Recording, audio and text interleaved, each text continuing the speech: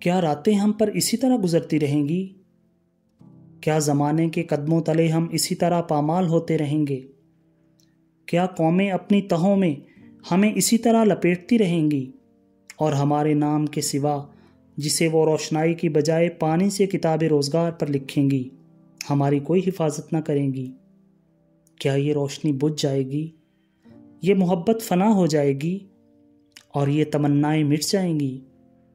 کیا موت ہر اس چیز کو ڈھا دے گی جو ہم نے بنائی ہے؟ کیا ہوا ہر اس بات کو منتشر کر دے گی جو ہمارے منہ سے نکلی ہے؟ اور کیا تاریکی ہر اس فعل کو چھپا دے گی جو ہم سے صادر ہوا ہے؟ کیا یہی زندگی ہے؟ کیا یہی ماضی ہے جو اس طرح گزر گیا کہ اس کے نشانات بھی ہماری آنکھوں سے پوشیدہ ہو گئے؟ کیا یہی حال ہے جو ماضی کے پیچھے پیچھے دوڑ رہا ہے؟ اور کیا یہی مستقبل ہے جو حال یا ماضی ہوئے بغیر بالکل بے معنی ہے؟ کیا ہمارے دل کی تمام مسرتیں اور ہماری روح کے سارے غم زائل ہو جائیں گے بغیر اس کے کہ ہم ان کے نتیجوں سے واقف ہوں؟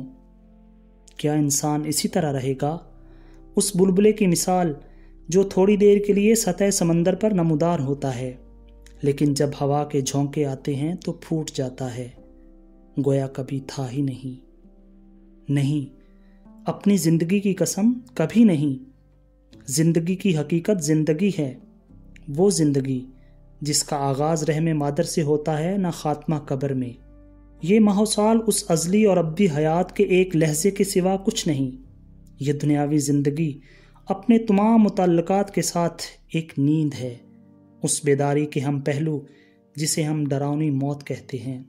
ایک ایسا خواب ہے کہ جو کچھ ہم اس میں دیکھتے اور کرتے ہیں وہ بقائے الہی کے ساتھ وابستہ ہے۔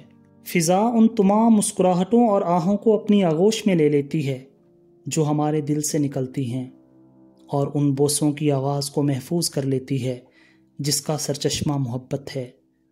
فرشتے آنسوؤں کے ان قطروں کو نگاہ میں رکھتے ہیں جنہیں غم ہماری آنکھوں سے بہاتا ہے اور وہ نغمے فضائے لا نہایت میں اڑنے والی روحوں کو سناتے ہیں جنہیں فرحت ہمارے محسوسات میں پیدا کرتی ہے۔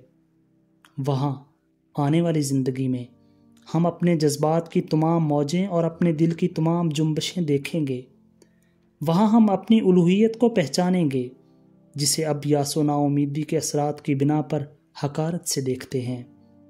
گمراہی جسے آج ہم کمزوری کے نام سے پکارتے ہیں کل ہماری ہستی کا وہ حلقہ بن کر ظاہر ہوگی جو انسان کے سلسلہ زندگی کی تکمیل کے لیے ضروری ہے۔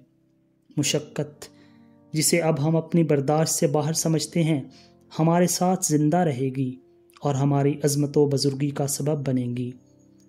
تکلیف کل ہمارے لیے فکر کا تاج ہوگی۔